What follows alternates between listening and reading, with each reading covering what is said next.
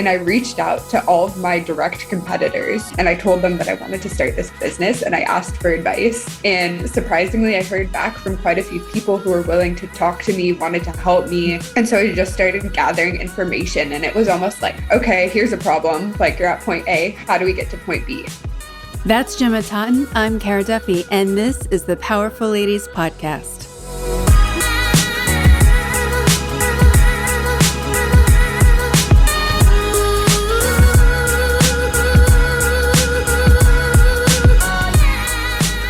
I heard all about you because of Lindsay White and Laguna Beach Living, an article that she did on you. And Amanda on my team saw it and she's like, you have to talk.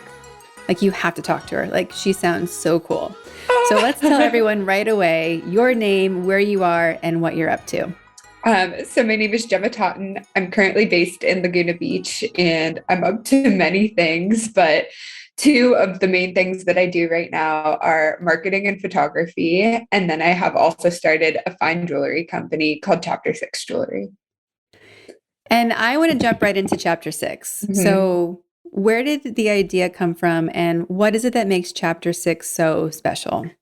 Yeah, so I graduated university. I had gone to school in Switzerland and studied environmental science. And honestly, it was kind of like this doomsday educational experience where you're constantly just hearing of like all the bad things that were going to come and all the bad systems that we have in place. And so I became really aware of all the systems of oppression and destruction that were happening around us and kind of made a commitment and a vow to myself not to contribute to those, both by forms of personal activism and through the work that I was doing in the world. So when I graduated, that was kind of my only guiding principle of I don't want to contribute to things that are causing harm.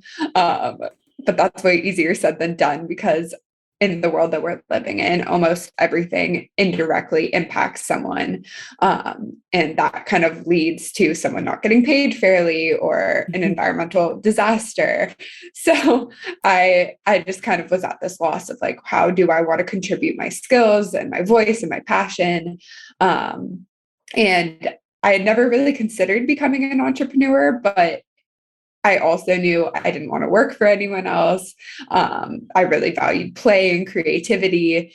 And so it kind of all led to me realizing I needed to have my own idea. So I started thinking of what could I do? And I had this idea. I had studied a lot of sustainable fashion. So I was really interested in kind of the fashion industry and waste and water processing. And I recognized that many companies were actually starting to create the change that I would want to see.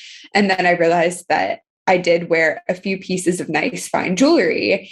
And I kind of had this aha moment where I was like, wow, the jewelry industry is really behind. There are so many systems that need reforming.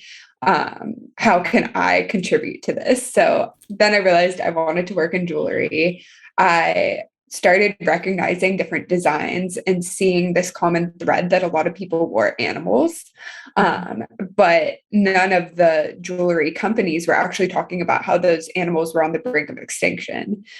So I realized like, wow, we could use design as this way to start a conversation. And every time someone compliments you on the butterfly that you're wearing, you can talk about how butterflies are actually losing their habitat. And there are simple solutions like planting milkweed outside in your garden. And so that was the main idea. And from there, I just said like, what if I brought this into the world and followed it every step of the way until it became a reality? And it's been a long journey. I've learned so much through it. And starting that company has actually led me to doing the marketing and photography today too. So it's been this beautiful building upon things. Well, and starting a business in general can be really intimidating and challenging. And starting a business in fine jewelry that requires access to resources and high level skills, like that's a whole other level of intimidation. How did you go from not being a jewelry maker to having this business? So one of my mottos that I used again and again is like, anyone who's trying to build a better world should believe in collaboration over competition. So I had this motto: the answer is always no if you don't ask. And I reached out to all of my direct competitors. So fine jewelry companies that were doing what I wanted to do, had aspects that I wanted to emulate. And I told them that I wanted to start this business, and I asked for advice. And surprisingly, I heard back from quite a few people who were willing to talk to me, wanted to help me. And so I just started gathering information, and it was almost like, okay, here's a problem. Like, you're at point A, how do we get to point B? And I would figure out how to solve it. I would reach out to people, and then I would just keep going. And so it definitely is still overwhelming. What I learned is I had such high ideals, and there are systematic reasons why these things don't get changed, because at every level there is a block. But there are so many people in the world who care and want to make a difference and are working on these issues too. And that's really inspiring. But, I think I was really idealistic and wanted to create an impact and a change right away, and realizing it's just things take years of small reformation and change. I think that's the hardest part for anyone who really is committed to making an impact, that it can't just happen overnight, even if we have the answers. Like that's something I struggle with a lot of. We know how to solve hunger. Like we know how to stop homelessness. Like we know how to do these things, but knowing doesn't mean that we can snap our fingers. How do you manage that on a day-to-day basis, having such high expectations and knowing that you're someone resourceful enough to make the impact? Like, how do you balance being human and that things take time and not losing your mind all at once? That's honestly been something I've grappled with my entire life. I've gone through periods of like real frustration and kind of looking at everyone. And my favorite word was cognitive dissonance. I was like, how do they not understand that what they're doing is causing harm, And I was really frustrated. And I think I've just come to this place of understanding that we are all human, and we all have the capabilities within our days of choosing what we want to focus on. And some people just don't have the time or energy to focus on it. And for me, what inspires me and ignites me is that one idea, one sentence, one design, one photo can spark something in someone that will go out and create ripples of change. And so just that one person can have a huge impact on the world. So trying to inspire and do that for as many people as possible, by continuing to just stay true to my values and put them out into the world, hopefully causing that ripple effect, and knowing that like maybe it doesn't also have to be me, that we can all play off of each other's skill sets in this collaborative world. So, well, you've mentioned so many things that I think are so important. It's knowing that the impact can be small. It's knowing that we have to collaborate. And how you've approached this business and how you seem to be approaching just problem solving in life in general. It occurs to common sense to me, but I don't think that it is for most people. Like, and I don't know if it's a missing of maybe you and I are crazy enough to believe it's possible. And that's why we're like, of course it can be done. We'll figure it out. But I wish other people knew that they had so much more power in how things go and how things look, and especially for themselves. Is that what you were born with? Did you have a pivot moment where you realized it? Like, where does that kind of moxie that you have come from? Yeah. It's funny. I think I've definitely always been like this, but there was a moment when I was about 5 years old when I decided to become a vegetarian. And up until that point, my parents had fed me meat, and I never really liked it. I kind of was always like repulsed by it, didn't really want it, but they always told me that I had to eat it. And then I had met someone who told me they were vegetarian, and I had never heard of the concept. And they explained to me they don't eat meat for ethical reasons. And I was like, this is who I am. Like, the second I put together also that it was like a dead animal on my plate, I was like, I want nothing to do with this. So once I heard that term, I was like, that's who I am at my core. I'm a vegetarian. And I told my parents, like, this is what I'm doing. And they were like, okay, you're really young. We don't know anything about this diet. But if you really want to do it, like we'll educate ourselves alongside of you and we'll like become a vegetarian family basically and help you do it. And so How that, nice of I them. don't know, my parents are amazing. So that moment was when I realized like, wow, the way everyone says you have to do something, there's actually an alternative, and that Mhm. alternative can be exciting, it can make you feel good, it can be whatever you want it to be, but there is another way.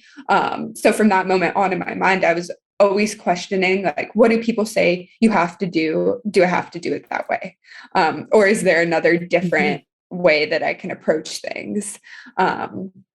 So that like small switch, and I think it was really the support of my family telling me like, okay, we don't know, but we will be willing to learn.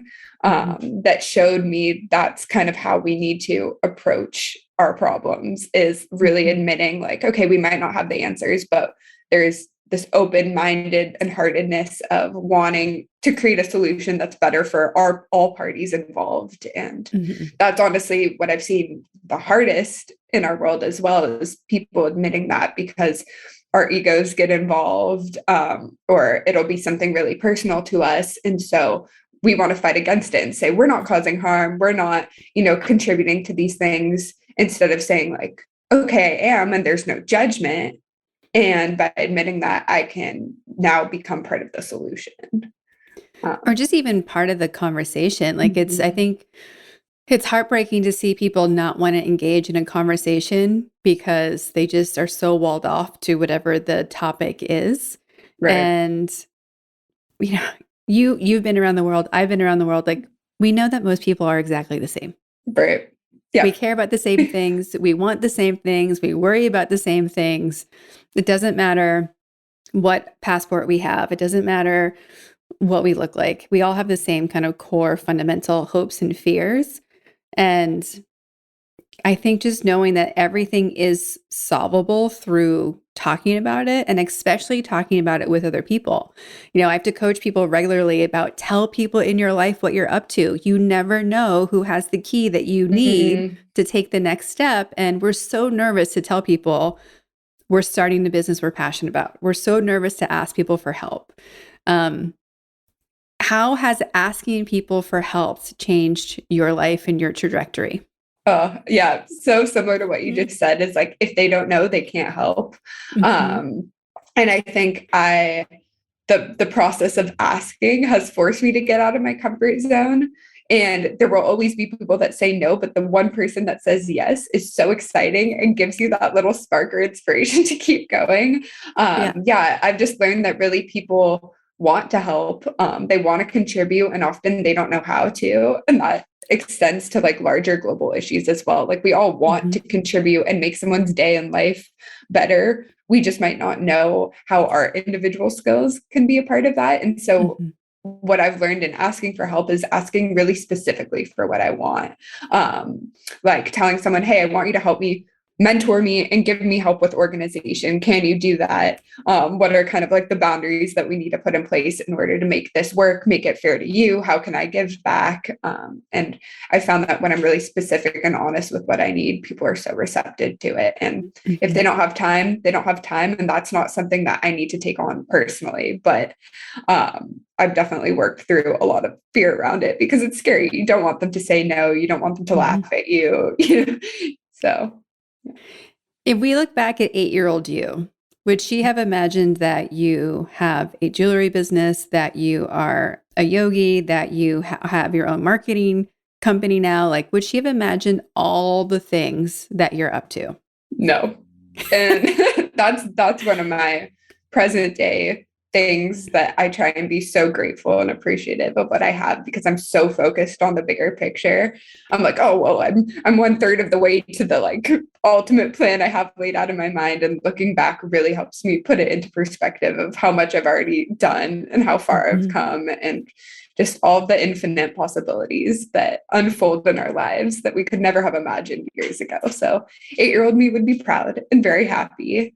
And I think something that I've like left in journals for myself over the years is just this reminder to have fun. Like in my school yearbook, I wrote this quote, like, you better be having so much fun right now. And I just kind of like leave it for myself throughout my life. And so I am definitely still having so much fun. And that, I think, is what she would want me to focus on as well. What did 8-year-old you imagine you would be doing for work? I always wanted to write. It's actually funny. I've always written in journals throughout my life. So I did find a journal entry where I said I wanted to be a boss. And my idea of being a boss was owning a lemonade company and writing and then becoming a lawyer. So those were kind of like, but I always had this word like boss etched into my head. So I definitely have done that. The law part, I'm up in the air. I still see that being a path I may choose to pursue at some point, but it's not in my immediate plans for now. It's on my list always also. Right? Yeah. And then you're like, okay, well, if I'm really going to do this, I have to prep like 2 years in advance to take the test. So when am I doing that? But, yeah, I think maybe you see it the same way, where I feel like the missing pieces of power that I'm looking for to make the impact and to be a bigger help fall into that law space. Like it's the one area where I can't help at the magnitude that I want to. That's why I'm always like, maybe I should do that, because would it give me one extra way to help and make an impact? Me too. I don't know if you've heard of Steve Donziger. Might be butchering his last name. He is a lawyer who was working in the Amazon, and he discovered like infractions that Chevron was committing, like just destroying indigenous communities. And he sued Chevron, and it look him up. It's like crazy, but they basically imprisoned him and like put him in jail for suing them and like bringing up all of the like wrongs that they were doing in the world. And so he's just been like fighting. He got out of jail now, and he's just like committed to ending like deforestation in the Amazon and the destruction of indigenous peoples. So he's someone that really inspires me. And I just see how he's using law in the right way. And I guess a limiting belief I've always told myself is like, I want to practice law, but I want to do it for free.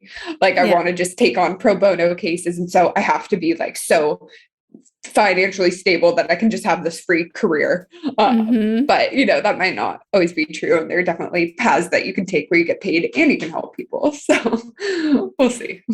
There's an amazing documentary. Have you ever heard of Mountain Film Festival in Telluride? It's so amazing. It's every Memorial Day weekend. I got to go last year, and you basically get a whole series of days to watch all these amazing films about, it started off as like an action sports kind of ski snowboard festival, but it's expanded for environmentalism and social justice and just a lot of really juicy topics. And I saw some of the best films ever. And there's one currently on Disney Plus that's about the Amazon that was National Geographic made. I'm actually just going to Google it real quick so I can properly say what it is. Because it was so cool. The Territory. Amazing. And what did you say the name of the film festival was? Mountain Film. Yeah, I'm trying to go again this year, and I'm actually hoping that we get to be a sponsor. So we're figuring that out. But amazing. But the documentary is so cool because it's initially like a bunch of Americans that are going and doing the audio recording, the film recording, and directing it.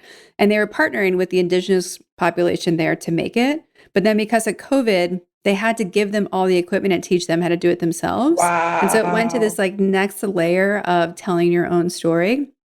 And they now have like a podcast, and they're now creating content all the time. And it's such a moving story. And it talks about how the land's being destroyed and what people aren't doing about it. And it's an 18-year-old kid is in charge of this, is the leader of this tribe. Wow. And it's really amazing to see how giving them new technological tools to tell stories, how it's shifting the dialogue, but a great, great movie. Yeah, I've learned that through photography, how powerful an image can be. And, you know, even within images, there's the bias of the photographer because you're snapping your version of reality in this frame that you see and you have in your mind. And so when you give this technology and ability to tell the stories over to the people whose stories need to be told, that's where really the impact is. And that excites me a lot and is something that I'm looking to move into in my future as well. So can't wait to watch that. Oh, you're going to love it. You're going to love it. A friend of mine has a 3, almost 4-year-old, and they gave her an old iPhone, and she runs around and just takes pictures of everybody with it. And it's so amazing to see what she wants to photograph. And then every once in a while, she takes an amazing photo. Right. You're like, can you send that to me? I need that one. That's my new background. Like, yeah. Oh, that's amazing. And what good encouragement for her to also see, because photography is one of those things I think people tell you, like, you can't make a career in it. It's so hard to pursue that. But if you have the passion behind it, it's actually right now we're living in the best time, I think, to be a photographer. Everyone needs content. Everyone needs photos. Yes. So it's definitely a fun career to have. It's a great career. And I think one of my secret missions in this lifetime, and definitely with, being a business coach, is like breaking and permanently removing the starving artist messaging. Like, it is such 100%. BS. It's such BS. And there are so many amazing, talented people who don't think it's possible to make the money that they want doing what they love. And it is a lie, a total lie. What I've witnessed in myself and in other artists around me, it's like you have to do the self-work, because you have to realize that you're worthy of charging certain rates. And I think a lot of people get stuck in charging like a rate, and then they never want to change it for fear of losing like different clients. But as you grow, expand your skill sets, learn new things, you have to be raising your rates. And it's advice that I give to my friends and then have to give back to myself. And I've done a lot, but so many people are just out of fear kind of stay and they're like, okay, well, people are accepting these rates. And it's a lot of work, but it's worth it in the end. Yeah. Well, there's a woman who I was talking to, she's a home organizer, and she's like, my schedule's so full. I have like 40 hours a week. I'm like, if your schedule's full, you're charging too low. She's like, what? I'm like, just double your price and see what happens. And then when you're full again, double it again and see what happens. Like, we're so afraid of numbers, and you never know what someone's going to say. Right. When I pitch someone and I tell them my price and they say yes automatically, I'm like, damn it, I was too low. Right. It's true. And that's something that I've been reminding myself as well. Like recently I don't love being busy. I also think busyness is not a sign of productivity or success in any way. And I had found myself being scattered and overwhelmed. So it's like, okay, how can I restructure this? Because I need free time to be able to do nothing and lay on the beach and stare at the water. And that's when I recognize how important the ocean is to my life. And then that inspires me to want to protect it. And then I will get this idea like, oh, let me take photos and write a caption about this and inspire other people and tell them how amazing the ocean is. But all that wouldn't have happened if I didn't give myself the 3 hours or 3 days that I needed to really like get to that. So one of my biggest commitments has been like, the higher that I rise, the higher my level of preventative self-care is. So doing things like getting massages, going to acupuncture, working out even when I don't want to or feel like I don't have time, and just really, really taking care of my body so that I'm able to handle the responsibilities that I've taken on and called in. So. Yeah, I mean, we don't think about the fact that we have to be prepared for what we're manifesting to show up. And sometimes if we're fully booked, we have no time for the thing that we really want. And if we're not in the right conditioning or mindset or whatever else it is that we need to be able to be a hell's yes to what we've always been asking for, there's so many ways that our subconscious fights against what we really want to be doing and achieving and just being, honestly. I heard a quote that really resonated with me. It was, a blessing before its time is a curse. And that was something that I've always struggled with, impatience, like seeing the bigger picture, and wanting all my manifestations and dreams to come in quickly. In this past year, I've really just been like head down working and recognizing like, wow, I'm not ready for some of the things that I thought I was so ready for. And if it actually came true, I would be in deep over my head, stressed out beyond belief, and I wouldn't enjoy a minute of it. And it Mm-hmm. finally clicked. I was like, oh, that's why it hasn't happened yet. Like, I'm really not prepared for it, but I'll get Mm-hmm. there. And when I do it, I'm going to glide into it and I'm going to enjoy every moment of it. So that's helped me when I feel like I'm not where I want to be. Well, I feel like so many people put that pressure because of a financial thing, right? Like we're putting pressure to reach the next financial milestone that we have. And we're always trading our time and well-being for money, it seems. Mm-hmm. How have you not fed into that system? Or when you catch yourself doing it, how do you get back out of it? Yeah. Oof.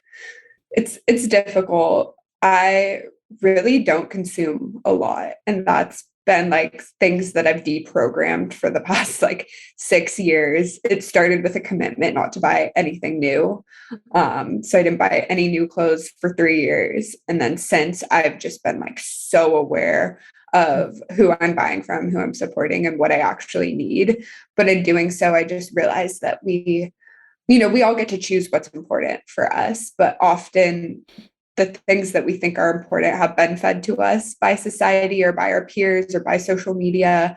Mhm. And when you strip back and really get to your core values, whatever they are, that doesn't have to be something that is driving this need to always be making more. Um, so yeah, I do love like luxury. Like I said, I love massages. I love acupuncture. They're expensive. So I do need to make money to be able to do that for myself. But I don't need new clothes every week or going out to restaurants. Like those are things that I don't value. And so I kind of strip Mhm. away all the things that I really don't need and I focus on what I do. And when I give them to myself, I really appreciate them. And so I just am always looking at what I'm consuming, why I'm consuming it, seeing where the money that I'm earning goes and how that's Mhm. like benefiting me in my life. And I think just paying attention to it really helps. Yeah. But it's hard because we're so busy and some people like do not have the opportunity to do that because they're 9 to 5s and so they have to buy the lunch out and they're wasting money and so then they have to take on the side Mhm. hustle to pay for all the lunches that they're eating out and it's this cycle. But yeah, I've really just focused on always being content with what I have Mhm. and gratitude, focusing Mhm. on everything that I have around me and recognizing that I have so much. So I don't know if that answered your question, but It sure does. So coming back to your business, obviously, how can we tell people how fine jewelry can be really detrimental to the environment and how have you made changes to make it better? yeah. So it's a difficult one.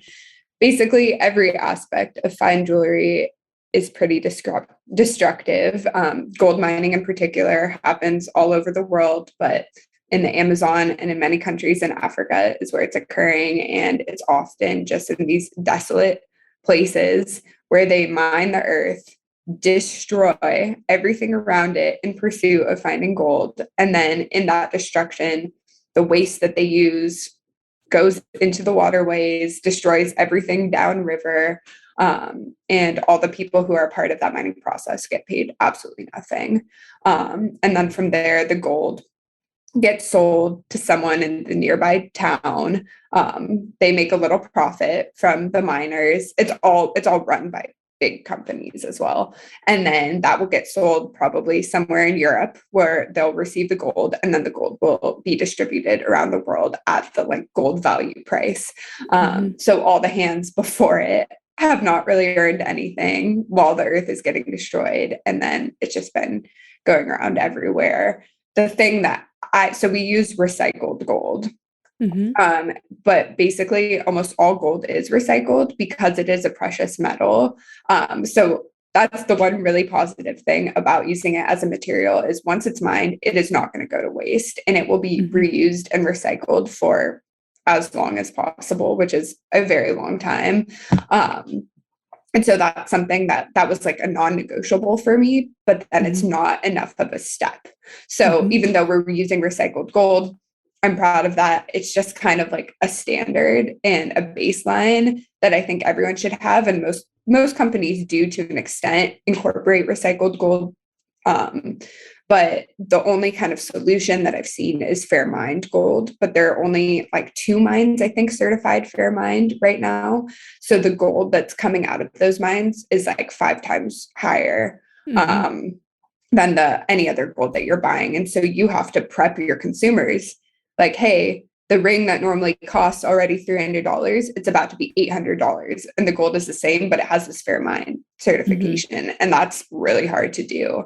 And so, and it's hard to get the gold as well. So that's kind of my goal to go towards. But I thought it would just be so easy. I was like, why is everyone not using this Fair Mind Gold? And that's kind of why it's just like there are all these price barriers throughout the process. So that's one thing that I've learned about gold, but it is cool that Fair Mind as a label is starting to work in precious metals and doing that. And of course, there's all these discrepancies in labeling as well. Like, are they really doing what they're saying they're doing? How fair are they paying them? And it's things that like even people in the jewelry industry don't really have answers to. My ultimate goal is to be able to go to mines and document it. That was always something that I dreamed of doing when I started the jewelry company and just getting on the ground and taking photos. But it is really dangerous because if you leak information that companies who are making billions of dollars don't want other people to find out, it can be scary. So that's the gold side of it. And then the diamonds side, I did not want to use any precious stones because I was like, okay, how can I not contribute to mining as much as possible? So we use lab grown diamonds. And I think that technology is absolutely mind blowing. Humans have been trying to recreate a diamond for many centuries, and we finally have been able to do it.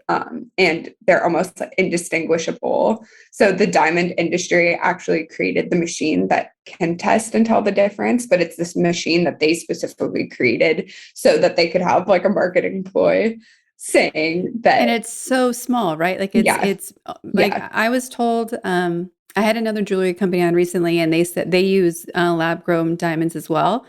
And they said that from a molecular structure, it's 99.99% identical. Yeah, because they're suppressing carbon and just speeding up the process. So anything that's happening in the earth, they're doing that in a lab and just making it happen 10 times faster. So I think it's mind blowing. But again, then the job is on the jewelry company to educate the consumer about that choice and why that should be something that they're buying into. But over the past few years, like we launched Chapter 6 in 2020. And like I felt like at that time people had heard of lab grown diamonds, but now like a lot of people are choosing them for their engagement rings. Like I don't know, they've become a lot less stigmatized because the narrative around it was, oh, they're not natural, they're not earth mined, they're like lab grown, even though they're anatomically the same. So that's been fascinating. But there's one company that I know of in San Francisco called the Diamond Foundry, and they are actually carbon neutral diamond growers, but they don't produce the size of diamonds that were in the designs. So that's why I haven't been able to use them, but that's something that, again, like in the future, I would love to work with them. They're kind of like my dream supplier to work with. And then, every part of the process is just like, you start to see these little things and why people haven't done them. And it's been such a learning process for me, but exciting. Definitely long. It is. And I think people, no matter what people want to create and sell, whether it is a t-shirt or a piece of fine jewelry, the product creation process is not linear. It's just not. We think it's like step 1, step 2, step 3, but you get to step 2, and you go back to step 1, and you go to 4, and you go back to 2. And I always draw it as a spiral because we're going to overlap. Like if the spirograph you could draw as a kid, like that's really what it looks like, because you loop back on processes so many times because you're going to change your marketing based on what's in the product. And once you change the product, you have to go back and change the marketing. And now the price should change. And we need to give ourselves so much more patience when we're like, we know how hard it is, or we can fathom how hard it is to create a human. And we never give ourselves that much magnitude to create a product or a brand, Oh, and we really should. I love that comparison. It's so true. Yeah, I think for me, the hardest part is like, as I mentioned before, I really don't consume.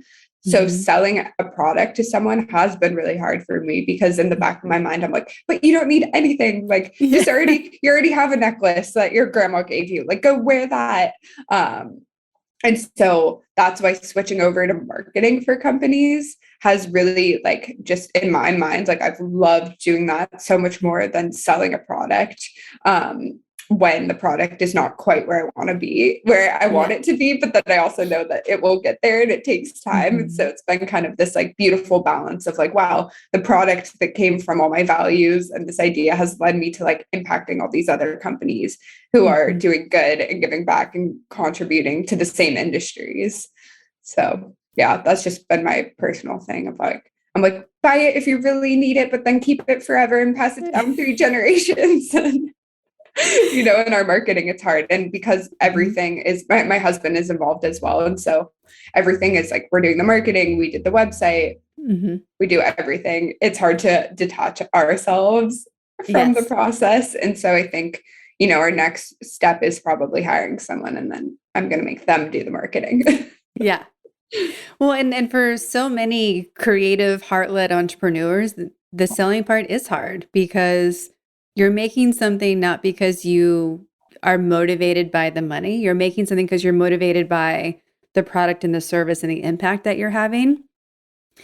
But we should be really proud about that. Like we should be screaming from the rooftops, look at what I made and look at why it's better. And yes, of course you should want it because, there's such a gap in so many people want to make positive choices Mm-hmm. and they just don't have access or know that these brands exist. And, so we almost have to be screaming louder and prouder because we're competing against large global brands who aren't making the same choices but have more marketing spend. Very And true. like people are going to buy things. People want beautiful things. Like there's nothing wrong with wanting to surround yourself with amazing things. So let's give people choices that are less negative than the Mm-hmm. other ones. Yes. And like it's like moving people slowly over. I don't know if you follow Lauren No. on she's amazing. You will love Okay. her. All her Okay. handles are Lauren. Okay. And she's a eco TikToker, I think is like what the Okay. term's called. So she's all about reducing the impact and positive environmental changes. She's amazing. She's been on this podcast.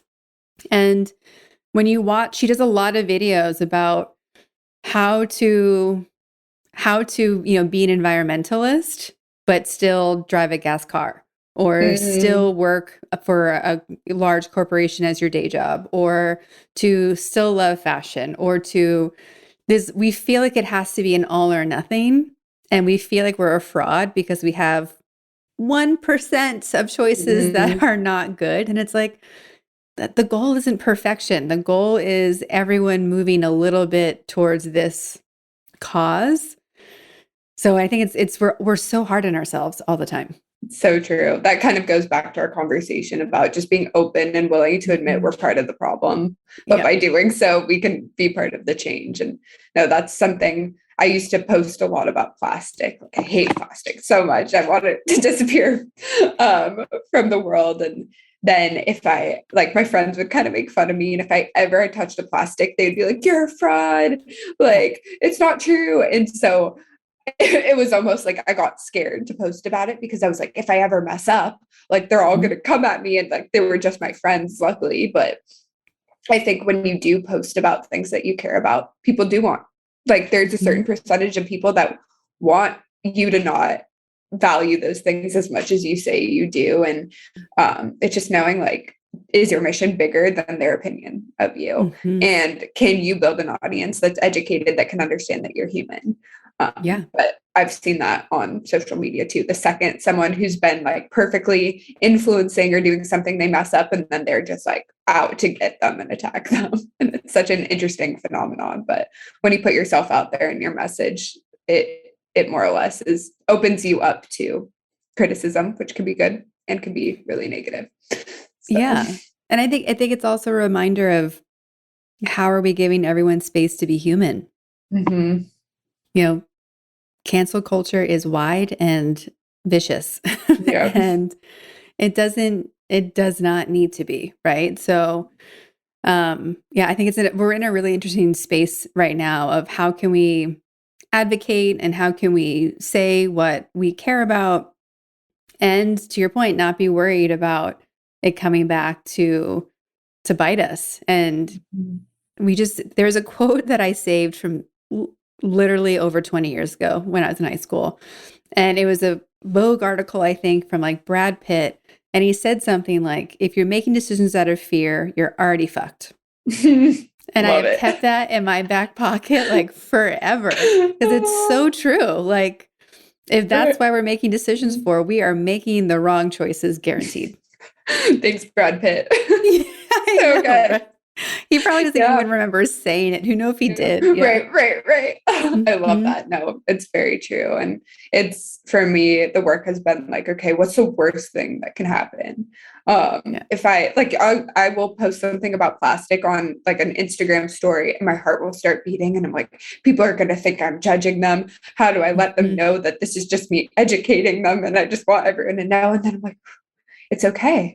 Like, just remove yourself, put your phone down, go outside, go pick up a few pieces of trash, like focus on what you love. But that's also something we haven't even touched upon yet. I think so many people doing the heart work are extra sensitive. And I've always been like highly, highly sensitive and often have found it hard to exist in a world that doesn't make space for people who are sensitive or tell you to like grow tougher skin and get over it when, that's just not my reaction, but I've really learned to alchemize all my sensitivity and use it to benefit me. But it doesn't mean that I'm not scared. It just means that I'm doing it anyways. Yeah. And continuing to move forward and move past everything. I think it's so funny when you don't need to read a book because it gives you the answer on the cover already. And there's two books in particular. One is Feel the Fear and Do It Anyway, as you just mentioned.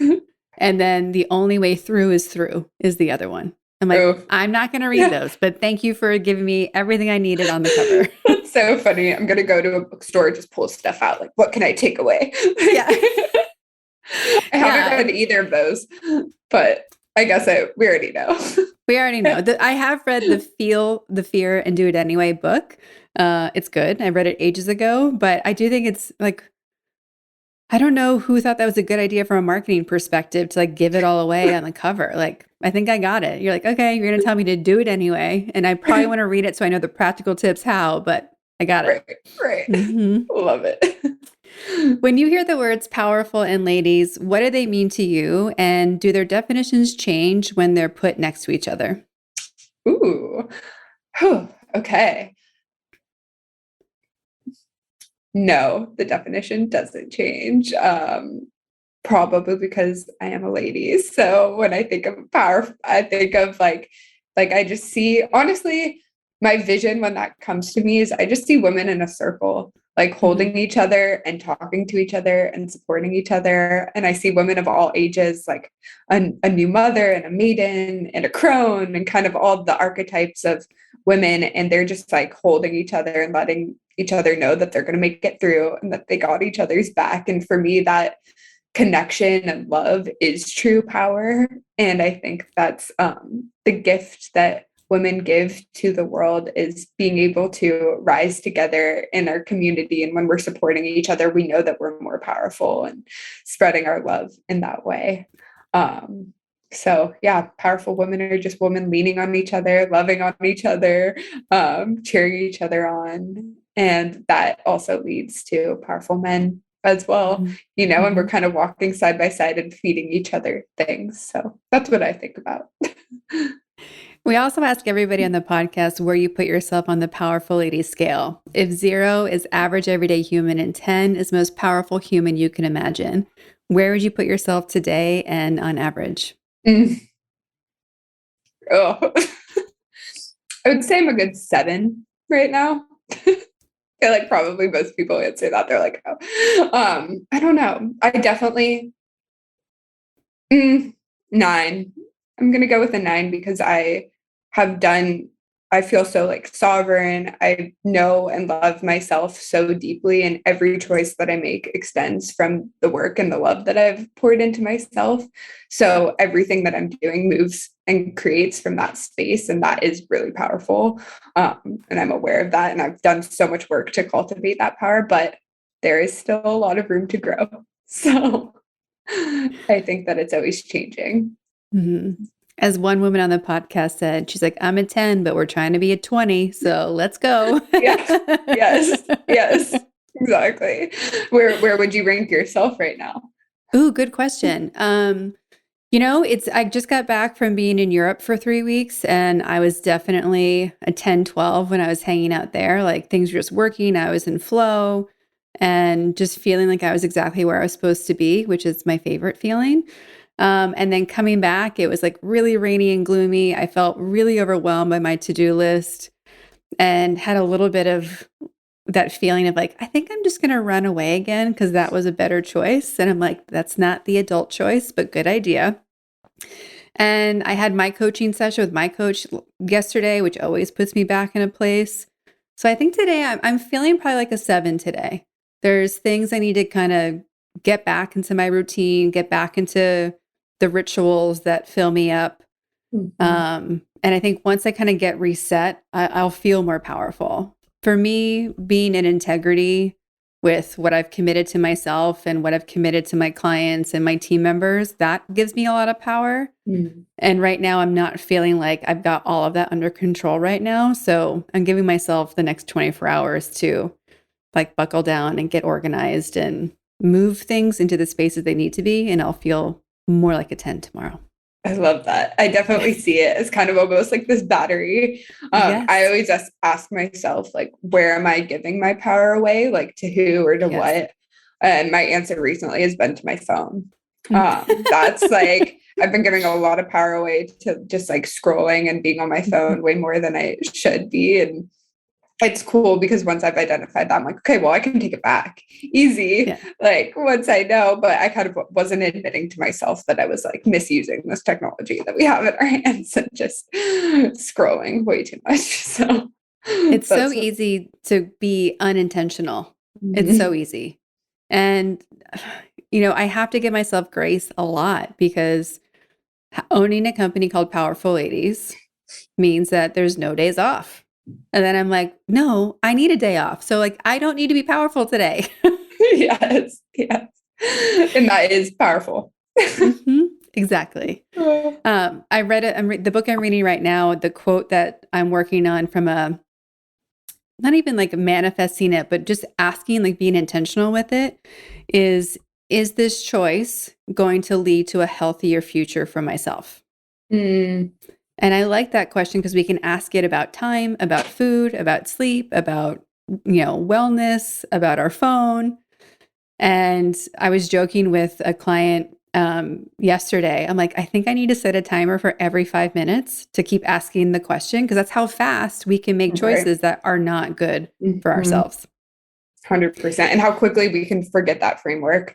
Yeah. I love that. You have a bad day and you're like, I want to eat and drink whatever just makes me feel good right now. And that's never the stuff that makes us feel good tomorrow. Never. So true. I've actually discovered that really recently with getting home from photo shoots.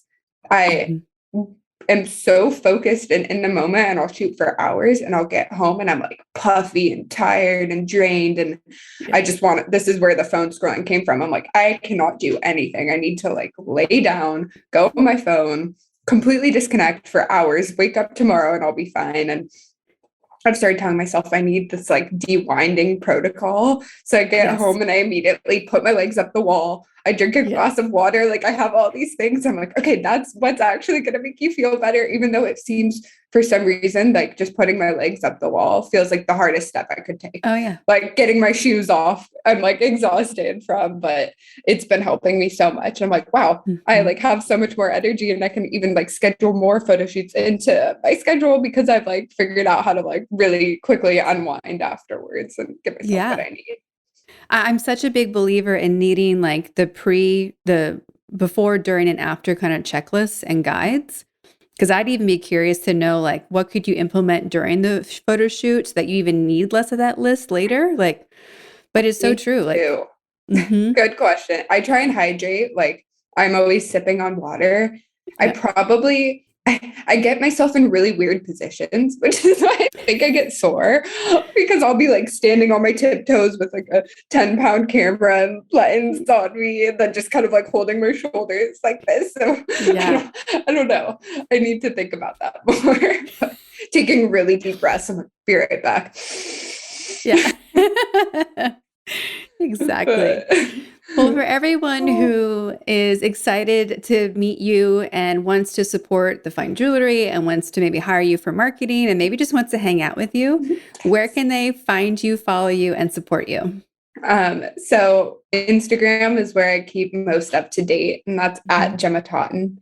And then I do have a website as well. That's just GemmaTotten.com. And then my jewelry company is Chapter 6 Jewelry, and it's chapter6jewelry.com. And something we didn't even touch upon is like I do throw a lot of health and wellness events. I do journaling, meditation, yoga. They're my passions. So when I have all the time to give to them properly, that's when I start doing them. I've found that I stop in the winter completely and then start again in spring and summer. So I'll probably start doing events again really, really soon. And I just post all of those on Instagram, but I try and upload them to my website as well. I love it. Well, it's been such a pleasure to get to talk to you today and meet you. Thank you so much for the work you're doing in the world and how you're not just prioritizing the impact in others, but also yourself. I think that's such a key message in this episode of you repeatedly said the things that you do for yourself and the work you've done to allow yourself to make this impact and to create space for other people on the planet and animals. And it's always a relief to me knowing that there are women like you out there who care as much as I do. And if we all do our parts, we will certainly be making the impact that we all crave. Thank you. Thank you so much. That was beautiful.